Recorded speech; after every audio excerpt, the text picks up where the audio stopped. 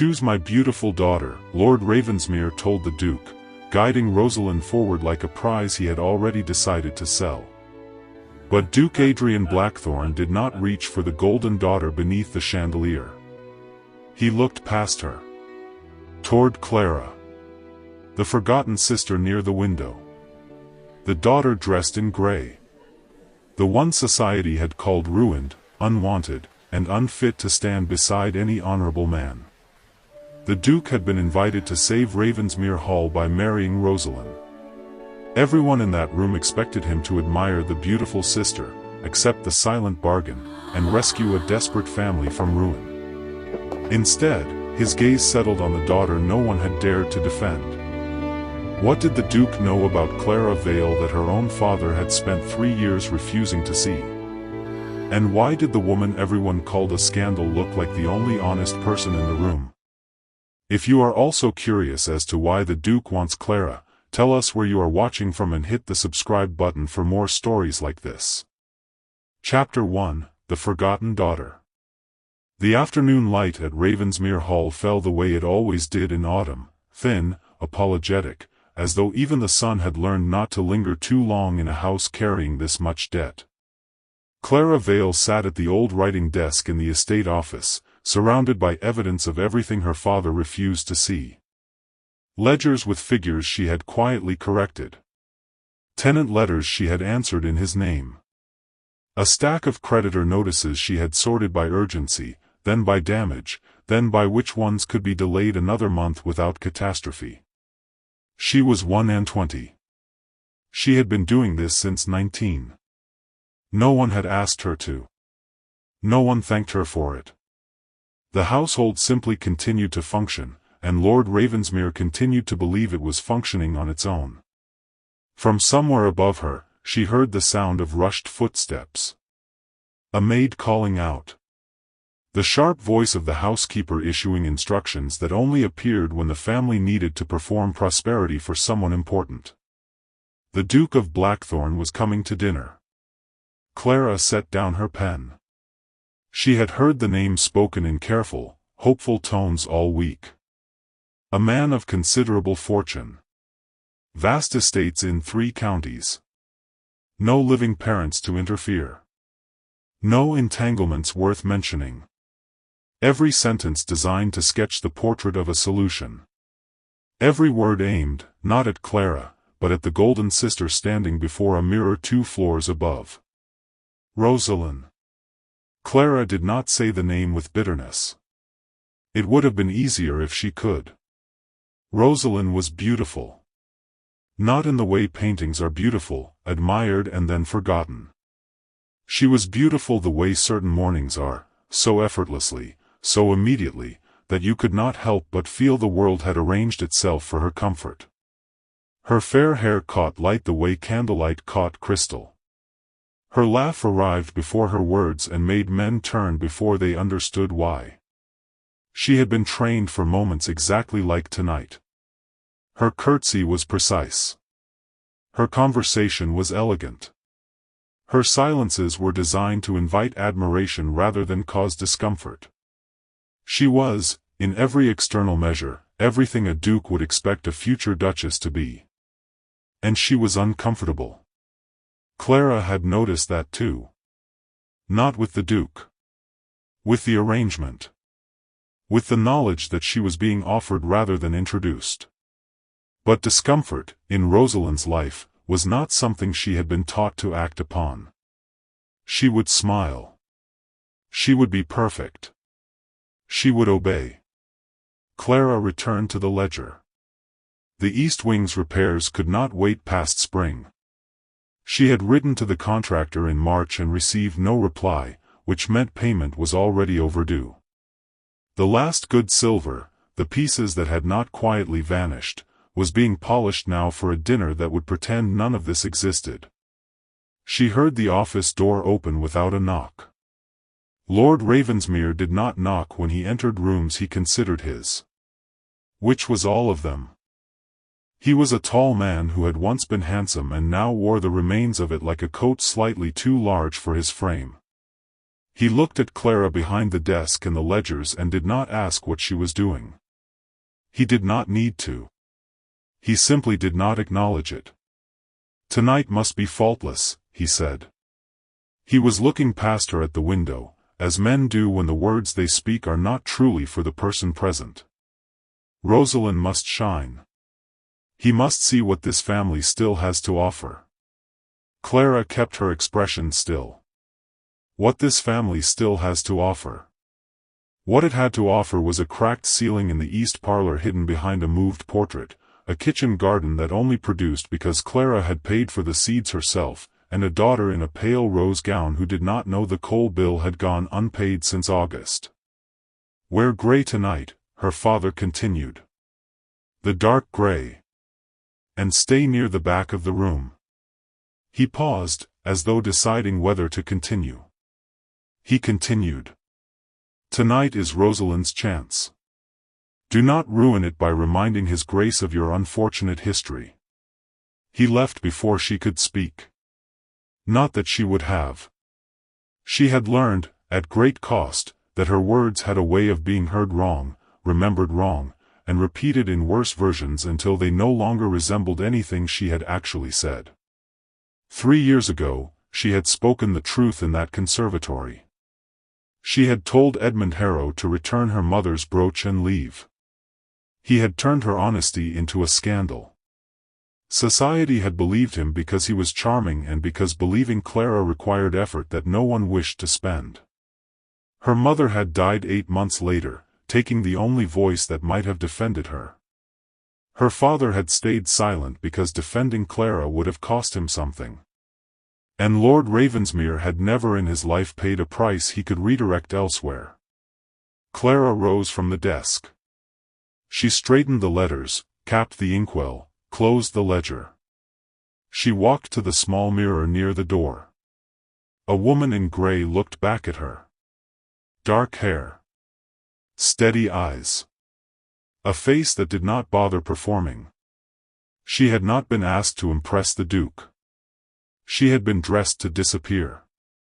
Chapter 2, The Duke at Ravensmere Hall. The carriage arrived at 7 precisely. No one at Ravensmere Hall had expected anything less. Duke Adrian Blackthorne was, by every account, a man who did not waste minutes. He did not waste words, sentiments, or the patience of anyone foolish enough to try deceiving him. He had built that reputation across 15 years of managing one of the largest estates in England, 2 parliamentary disputes, and 1 broken engagement that society still whispered about with the particular relish reserved for scandals involving handsome, powerful men. The engagement had ended because his betrothed had been in love with someone else and had not found it necessary to mention this until 3 weeks before the wedding. The Duke had not raged. He had not made a scene. He had simply withdrawn, quietly, completely, and with a coldness that frightened people more than anger would have. He had not been close to marriage since. He stepped out of the carriage dressed in black from collar to boot, and the 2 footmen waiting on the step straightened instinctively, not because protocol required it but because something about the man made you want to stand correctly in his presence. Lord Ravensmere met him at the door. "Your Grace." The smile arrived too fast, too wide, the smile of a man performing confidence he did not feel. "Welcome to Ravensmere Hall. We are deeply honored." "Lord Ravensmere," the Duke said simply, and stepped inside. He had been in houses like this before. Houses that had once been magnificent and were now surviving on memory. He did not need to inspect the walls. He could feel a struggling estate the way old sailors feel a change in weather, in the quality of the light, the temperature of the rooms, the way the servants moved with just slightly too much effort. He noticed the candles immediately. All new. Brought out for the occasion. The candelabras, however, were old, and 2 of the holders did not match the rest. He said nothing. Dinner was served in the main dining room with the kind of careful pageantry that costs more than it recovers.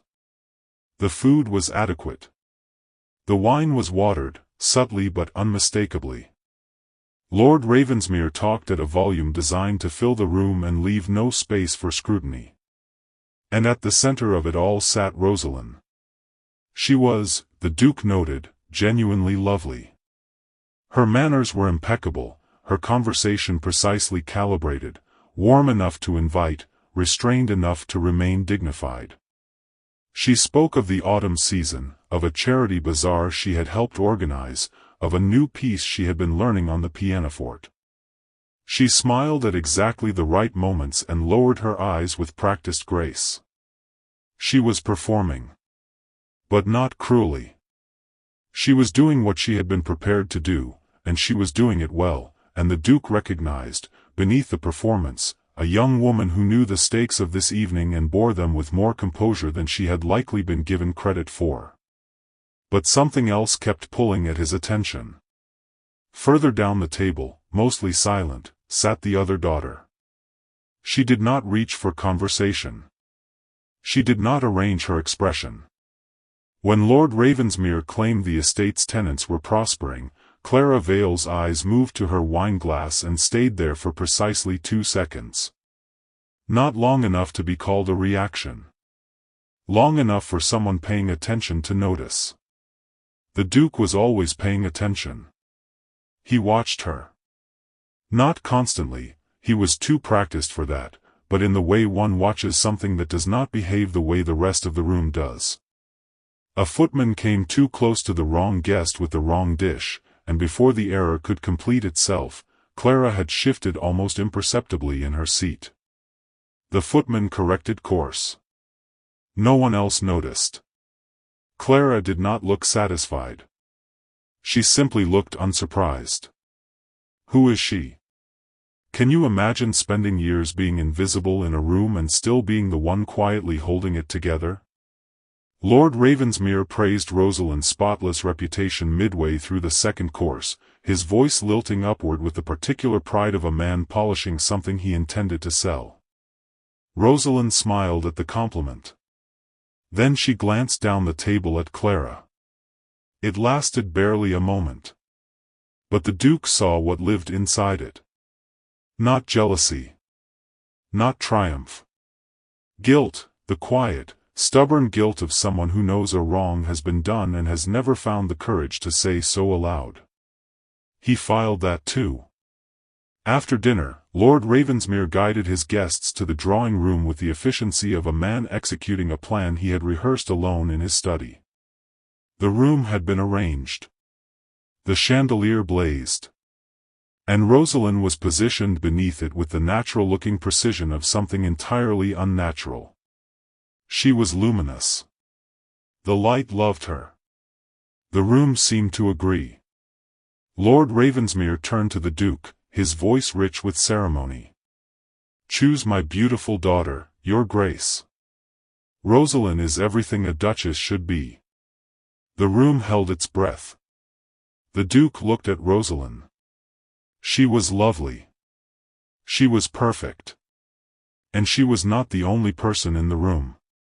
His gaze moved. Past the chandelier. Past the roses and the candlelight and the careful arrangement of everything Lord Ravensmere needed him to see. To the window. To the woman in grey. Chapter 3, The Daughter Who Kept the House Alive. The silence that followed Lord Ravensmere's invitation was the kind that had weight. Rosalind lowered her eyes. The candlelight caught her pearls. Every person in the drawing room understood what was supposed to happen next. The Duke would step forward, express his admiration, and the evening would conclude exactly as Lord Ravensmere had designed it. The Duke did not step forward. "Which daughter keeps your accounts, Lord Ravensmere?" The question arrived so calmly it took a moment for the room to understand it had been asked at all. Lord Ravensmere's smile did not fall. It simply stopped working. "I beg your pardon." "Your accounts," the Duke repeated. "Your steward died last winter. I made certain to know that before I accepted your invitation. A household without a steward and without adequate funds should deteriorate within months. Yours has not collapsed." He paused. It is struggling. But it has not collapsed. Someone has been managing it. I would like to know who. Rosalind's composure held, but barely. She looked at no one. Lord Ravensmere's voice hardened with the particular edge of a man who had been caught but refused to acknowledge the trap. That is hardly a matter relevant to this evening, Your Grace. I disagree entirely. The Duke's gaze moved through the room with the patience of someone who had already formed a conclusion and was merely confirming it. It passed over Lord Ravensmere. It passed over Rosalind. It settled on Clara. Lady Clara, he said. Was it you? Think about what that moment cost her just to hold still in. Every time attention had found Clara Vale in the past 3 years, it had brought with it something sharp. A whisper. A withdrawal. A reminder that she had been judged and found wanting before she had finished speaking. Her father's eyes moved to her across the room. The warning in them was not subtle. Deny it. Stay small. Do not make this harder. Clara's hands were still at her sides. Yes, she said quietly. I manage the accounts. The room did not breathe. The creditor letters as well, the Duke asked. Yes. The tenant petitions? A brief pause. Most of them. Lord Ravensmere stepped forward with the energy of a man trying to close a door already swinging open. Your Grace, Clara has always had a habit of involving herself in matters that exceed her station. It is a tendency we have tried to correct. Rosalind is the daughter I wished you to consider tonight. I understand perfectly, the Duke said. He turned to Rosalind then, and his bow was without fault, measured, respectful, entirely correct. Lady Rosalind, you are as lovely as your father promised. Every account of your grace and manner has proven accurate. Rosalind exhaled something that was almost relief. The Duke was not finished. However, his voice did not rise. It did not need to. I have spent a considerable portion of my life in the company of women who were trained to be agreeable rather than honest. Women who smiled when they were uncertain, laughed when they were afraid, and performed contentment for the benefit of rooms that would have punished them for any other expression. The fire crackled once. He looked at Clara. I would rather speak with the daughter who kept a ruined house alive while everyone in that house pretended she was the ruin. Clara felt the words enter her the way cold water enters a closed room, everywhere at once, finding every crack. No one had said that. Not in 3 years. Not ever. Lord Ravensmere's voice came sharp and fast. Surely, Your Grace, you have heard the stories. Clara's history is, there was an incident. Lord Harrow's son. Society made its position clear, and we have had to. I have heard the stories, the Duke said. The room tightened. I have also heard the other version. Lord Ravensmere went still. The Duke did not look at him. He kept his eyes on Clara, and his voice remained even, almost quiet, which made every word land harder than volume would have allowed. Edmund Harrow was expelled from his regiment 8 months ago. The charge was theft of regimental funds. Before that, he sold a necklace belonging to his mother's sister and told the family it had been lost. Before that, a maid in his household was accused of stealing money that was later discovered in his own traveling trunk. A pause. A man who lies once may be forgiven by circumstance. A man who lies in the same direction, for the same reason, across 5 years, is not a misunderstood gentleman. How long had Clara carried the weight of a lie told by a man exactly like that? Lord Ravensmere's jaw tightened. Something in his face shifted, not toward shame, but toward a harder, colder pride, the pride of a man who has made a decision he cannot afford to reverse. Even if there was some misunderstanding, he said, and the word misunderstanding carried the full weight of 3 years of deliberate silence. Society has made its judgment. Clara is not wanted. The Duke turned to face him. By society? He asked. The pause that followed was exactly 1 second long. Or by you? Clara's breath left her slowly. Her father had no answer. Neither did the room. And for the first time in 3 years, the truth had not been the thing that hurt her. Chapter 4, not the scandal, but the choice. The question hung over the room like smoke. By society? Or by you? Lord Ravensmere did not answer. He was a man practiced in redirection, in changing the subject before it could wound him, in finding the nearest exit from any conversation that required him to account for himself. But there was no exit here. The Duke stood between him and one, and the room's silence had become its own kind of wall. It was Rosalind who spoke first. No one expected it. Least of all her father. She did not raise her voice. She did not perform. She simply turned from her position beneath the chandelier, that carefully chosen spot where the light had been arranged to show her at her best, and looked at Clara the way she had perhaps not allowed herself to look in 3 years. Directly. Without flinching. Father, she said. You did not protect her. You protected our name. The words were quiet.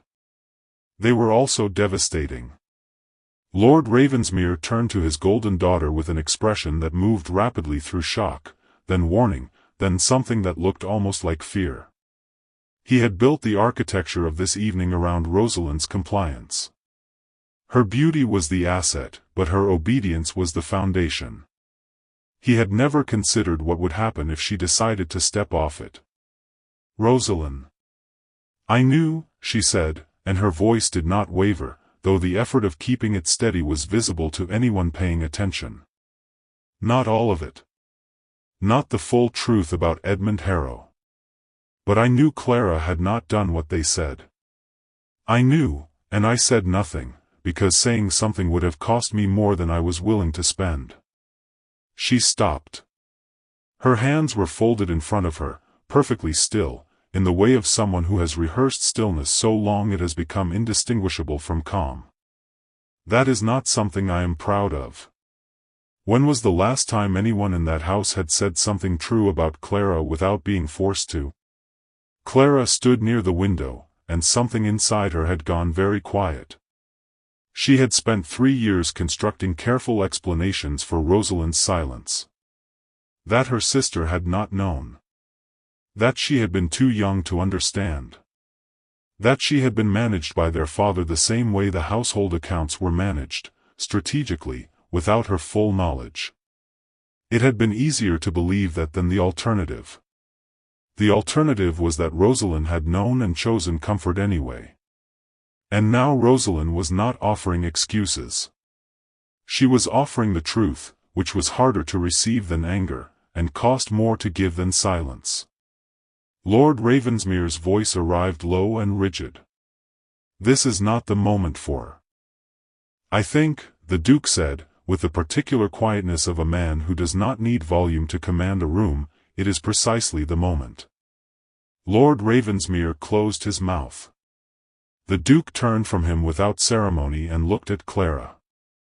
She was not standing in shadow exactly, but she was standing the way someone stands when they have spent years practicing invisibility, slightly apart, slightly angled, positioned to witness rather than participate. Her gray dress absorbed the candlelight instead of catching it. Her expression was composed in the way of someone who is using composure as armor. He crossed the room to her. Not quickly. Not dramatically. With the unhurried certainty of someone who has made a decision and sees no reason to be theatrical about it. He stopped before her and offered his arm. Consider what that gesture meant in a room where she had been told, directly and indirectly, that she was the one no honorable man would approach. I came tonight expecting to be offered beauty, he said. His voice was low enough that it was almost only for her, though the room's silence ensured that everyone heard it. I was offered beauty. I was also offered performance, negotiation, and a dinner designed to convince me that this family has things it does not have. He paused. What I did not expect to find was courage. Or intelligence. Or a woman who survived 3 years of deliberate disgrace without becoming either broken or bitter. His eyes did not leave her face. That is considerably rarer than beauty, Lady Clara. And I have always found rare things more worth keeping. Clara looked at his arm. Then she looked at her father. Lord Ravensmere stood very still. The authority had gone out of him the way heat leaves a room when the fire dies, gradually, and then all at once. He looked older than he had at the start of the evening. He looked like a man meeting, for the first time, the actual cost of the choices he had made and called necessary. She looked at Rosalind. Her sister's eyes were bright, and not with envy. There was something in her face that had perhaps always been there beneath the performance, something that looked, stripped of everything else, like sorrow and like hope at once. She looked at the drawing room. The cracked plaster. The mismatched candelabras. The faded curtains she had beaten clean herself the week before. The house she had held together with ledgers and tenant letters and her own sold trinkets while it treated her like a shameful secret. She had not been trying to save it for herself. She had simply not known how to stop. Clara placed her hand on the Duke's arm. She did not look back. For the first time in 3 years, she was not the scandal in the room. She was the choice. Subscribe for more interesting Duke-related stories.